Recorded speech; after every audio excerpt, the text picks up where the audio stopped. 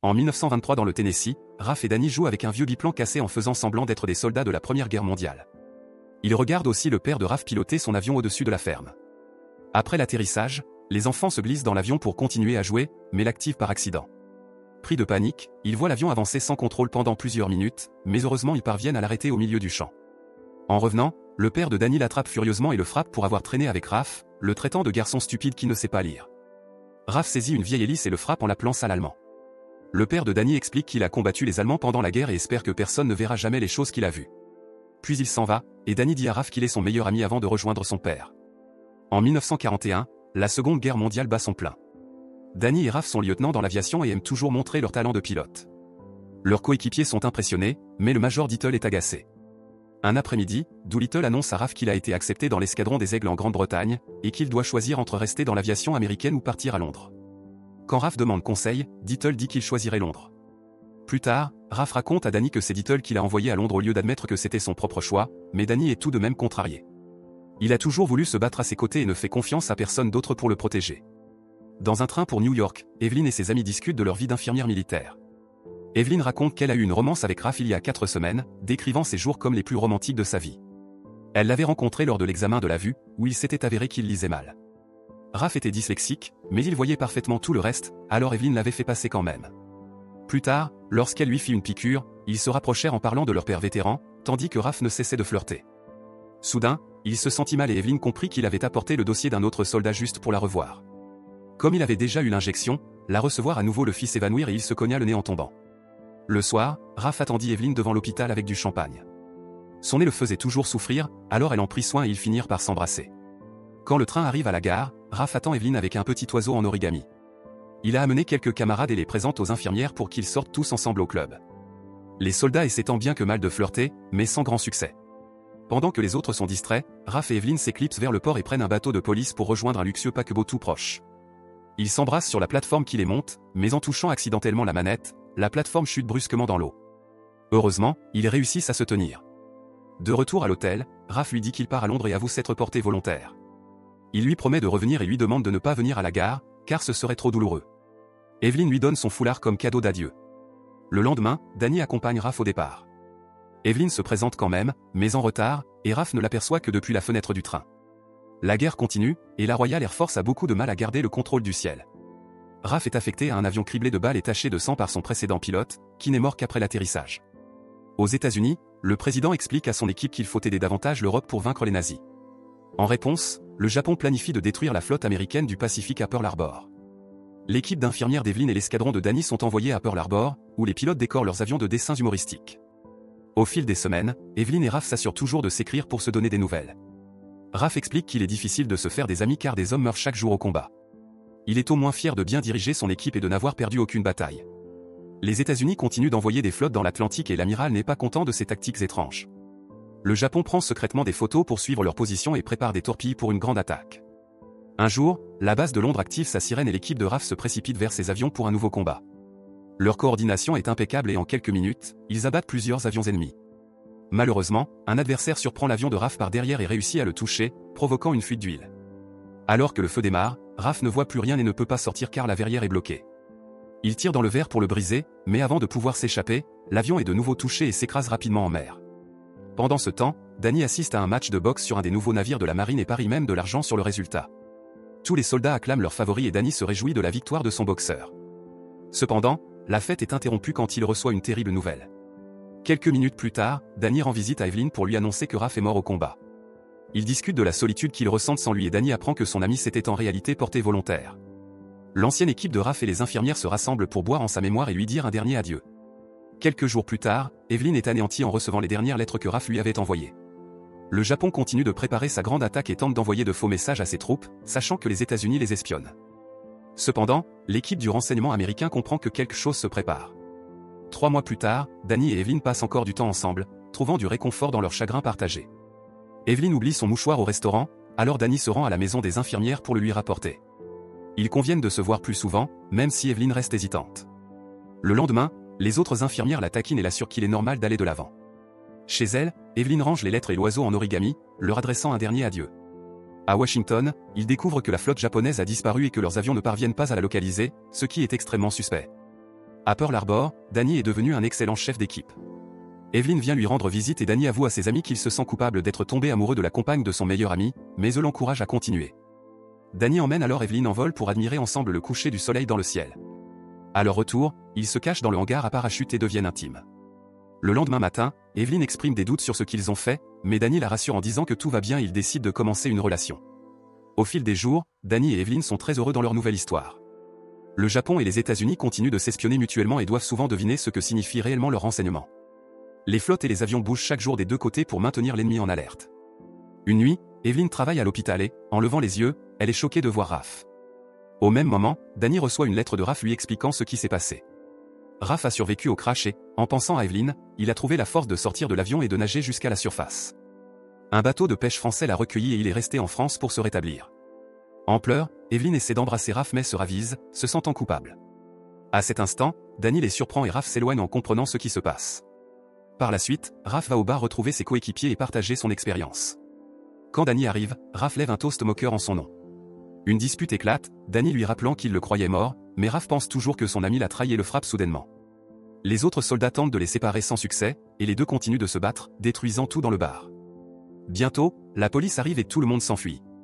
Raph et Danny montent en voiture et roulent jusqu'à trouver un endroit calme pour discuter. Danny veut se réconcilier, mais Raph ne voit pas comment les choses pourraient redevenir normales. Le lendemain matin, l'armée japonaise est enfin prête à lancer son attaque. L'armée américaine reçoit des messages annonçant l'échec des négociations de paix et que le Japon détruit toutes ses machines de codage. Les soldats au radar remarquent un énorme nuage, mais pensent qu'il est trop grand pour être formé d'avions. Les Américains soupçonnent une attaque imminente, mais ne savent pas où. Bientôt, les avions japonais atteignent Pearl Harbor et certains pilotes volent si bas qu'ils tentent de prévenir les civils innocents. Dès leur arrivée à la base, ils ouvrent le feu avec toutes sortes d'armes. Tout le monde est pris par surprise et doit courir à travers les explosions pour organiser une contre-attaque. Raph et Danny se réveillent dans la voiture et partent immédiatement rejoindre leur unité. Les navires américains explosent les uns après les autres avec des escadrons entiers à bord, et des dizaines de vies sont perdues en un seul impact.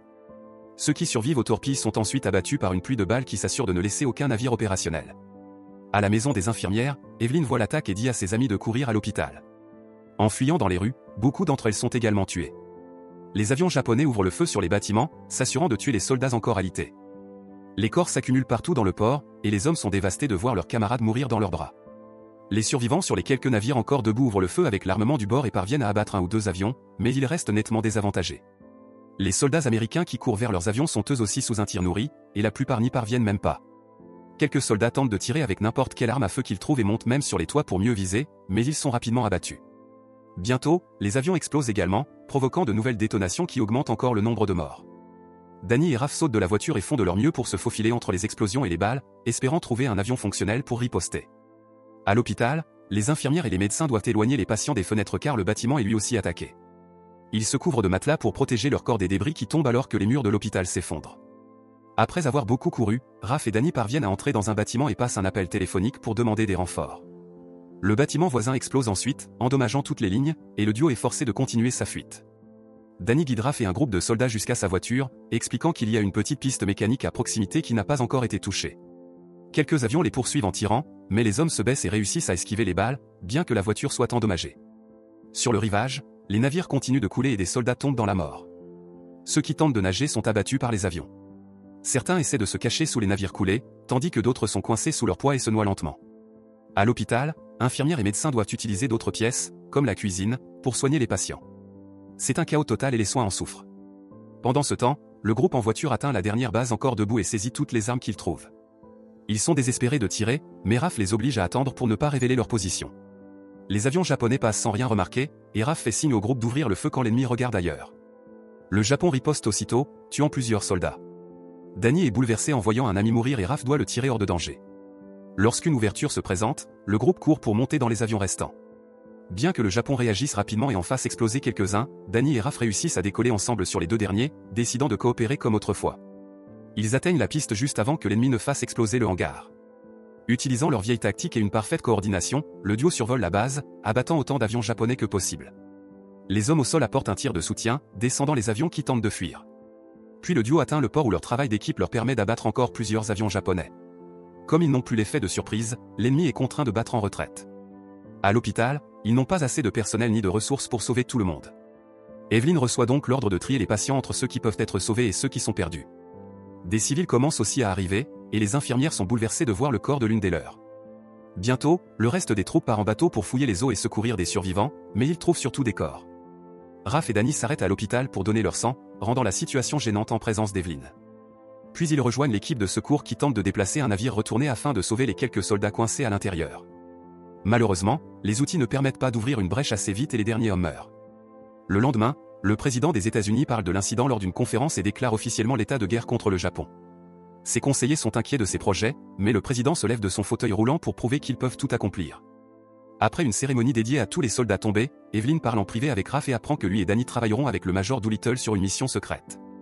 Evelyn révèle qu'elle est enceinte de l'enfant de Danny et explique qu'elle lui donnera tout son cœur, mais qu'elle aimera aussi Raph toute sa vie. Plus tard, Evelyn vient dire au revoir aux deux hommes et Raph permet enfin à Danny de goûter à son bonheur. Lors des adieux, Evelyn promet à Danny qu'elle l'attendra et ne le quittera pas pour Raph. Quand le duo retrouve Doolittle, ils apprennent qu'ils ont reçu l'étoile d'argent et ont été promus capitaines. Doolittle leur annonce que la mission secrète est extrêmement dangereuse et qu'ils n'en reviendront probablement pas, mais ils veulent quand même se battre pour leur pays. Plus tard, Raph brûle les lettres d'Evelyn et essaie de convaincre Danny d'abandonner la mission, mais comme Danny ignore l'existence du bébé, il refuse de renoncer. L'équipe de la mission secrète s'entraîne pendant des mois et est enfin prête à agir en 1942. Doolittle leur adresse un discours inspirant pendant que les mécaniciens retirent les pièces lourdes des avions pour qu'ils volent plus vite. Ils effectuent quelques essais et même Doolittle démontre ses compétences avant le départ. Les avions sont transportés sur des navires américains et Doolittle leur explique qu'ils attaqueront Tokyo. C'est un long vol et, pour se ravitailler, ils doivent s'arrêter en Chine. Doolittle leur apprend à dire « Je suis américain » en chinois. Raph et Danny s'inquiètent de leur infériorité numérique, mais Doolittle les rassure en affirmant qu'ils ont un plan. De retour à la base, Evelyn demande une faveur à un ami qui l'installe dans la salle radio pour qu'elle puisse écouter les nouvelles de Danny et Raph. Doolittle revoit le plan avec son équipe et surprend tout le monde en annonçant qu'il volera lui aussi, ce que ses supérieurs désapprouvent. Malheureusement, l'armée japonaise détecte leur présence plus tôt que prévu. Au moins, les hommes du renseignement de Doolittle l'ont appris en espionnant les communications japonaises, ce qui permet aux Américains de se préparer. Comme ils ne peuvent pas s'arrêter en Chine, ils n'ont pas assez de carburant pour toute la mission et commencent à retirer un maximum de poids des avions. Raph et Danny se serrent la main et se promettent d'être prudents. Heureusement, l'équipe est composée de pilotes chevronnés et ils parviennent à décoller des courtes pistes des navires. Lorsqu'ils atteignent les usines de Tokyo, ils larguent immédiatement leurs bombes, détruisant plusieurs bâtiments. Les soldats japonais courent vers leurs armes pour riposter et de nombreux avions américains sont gravement endommagés, s'écrasant et réduisant encore leurs effectifs. Les avions survivants esquivent les attaques du mieux possible et poursuivent leur route. Cependant, ils volent à l'aveugle car le navire qui les avait transportés a aussi été détruit. Ils perdent le contact avec la base et Evelyn ne sait plus ce qui se passe. L'équipe est presque à court de carburant et craint de ne pas y arriver. Heureusement, Raph aperçoit des rizières et ils conviennent d'y atterrir. Malheureusement, les hélices de Raph cessent de fonctionner et son atterrissage prévu devient un crash explosif. Alors que le feu se propage, les survivants sortent de l'épave mais sont aussitôt encerclés par des soldats japonais qui ouvrent le feu. Raph et ses hommes répliquent en se mettant à couvert, perdant tout espoir de s'échapper. À ce moment-là, l'avion de Danny apparaît et abat la plupart des Japonais en quelques secondes. Cependant, l'appareil manque de carburant et s'écrase violemment à proximité. Inquiets pour leurs camarades, les hommes de Raph sortent de leur cachette et courent à travers le champ en tirant sur les ennemis cachés dans les hautes herbes. Raph trouve Danny avec un morceau de métal planté dans le cou et tente de l'aider, mais un ennemi le frappe par derrière. Les soldats japonais encerclent tous les survivants et commencent à les ligoter. Raph trouve une arme au sol et ouvre le feu, tuant rapidement quelques adversaires avant de manquer de munitions. L'ennemi s'apprête à tirer sur Raph, mais Danny se jette devant lui et fait bouclier de son corps. Les autres soldats américains profitent de cette diversion pour saisir une grenade et éliminer les derniers japonais. Raph court auprès de Danny et lui parle du bébé, espérant que cela lui donnera la force de survivre. Mais Danny lui dit que ce sera lui, Raph, qui sera le père, puis il meurt dans les bras de son ami. Quelques instants plus tard, l'armée chinoise trouve le groupe et les sauve. Quand Raph rentre aux États-Unis, Evelyn est heureuse de le voir. Mais elle s'effondre en réalisant que le cercueil qu'il porte est celui de Danny.